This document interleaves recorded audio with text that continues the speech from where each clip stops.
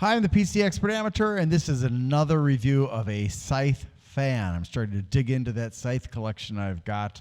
And this is the sister one to the Kaze Flex 140 RGB, but of course, no RGB.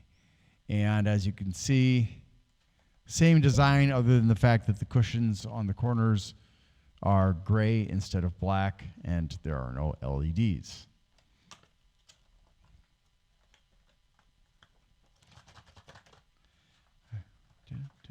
I find it really interesting that they take the time to put these plastic cases on the fans. But then again, you know, the front of the packaging is open without that, so they do have to do that.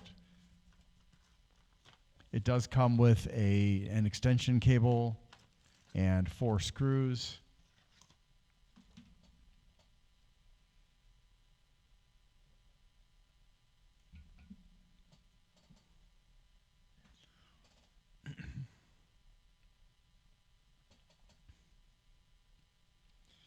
Alrighty, let's go ahead and get this puppy up and running.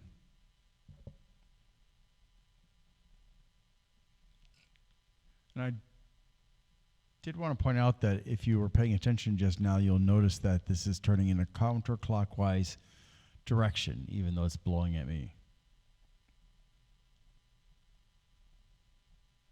Do you prefer all black, or do you like it with the gray cushions?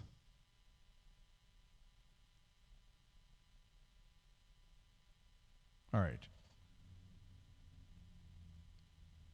A little bit of noise there, a little pitch. There's another secondary tone, kind of low, and a little bit of rubbing noise from the bearings.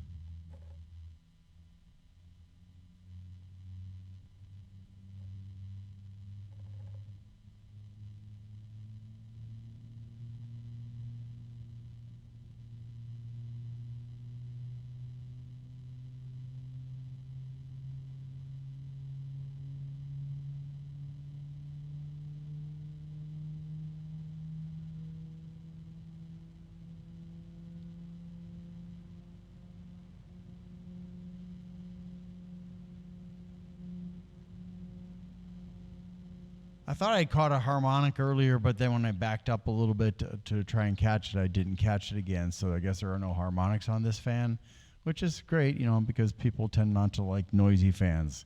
To me, it doesn't really matter as long as it's not hurting my ears.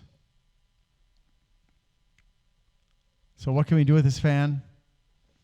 That's a good question. I'm glad you asked. Obviously, we can do intake and exhaust on the case.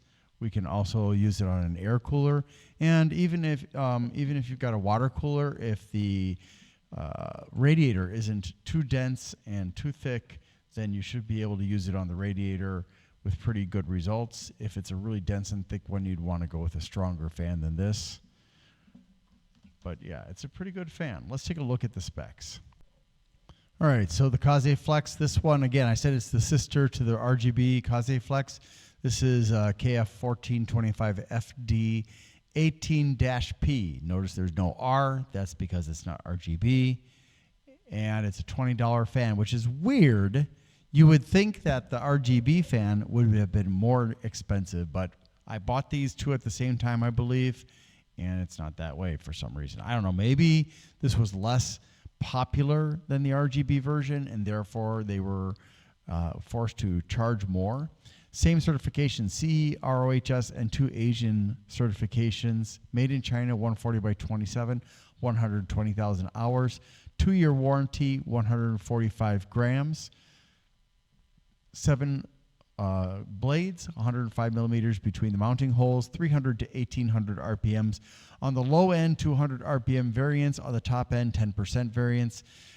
Airflow is ranging from 16.8 to 100.8 CFMs, and the static pressure is ranging from 0.08 to 2.81 millimeters of water. The fan noise ranges from 4.19 to 26.45 decibels, and there's a 30 centimeter fan cable. It's not daisy chained, it's sleeved, PWM, fluid dynamic bearing 12 volts, 2.64 watts, and 0.22 amps. There are no indicators of direction of flow and rotation, but it does turn in a counterclockwise direction, as I said earlier. 4 screws, corner cushions, a 20 centimeter long extension, and that's all there is to it.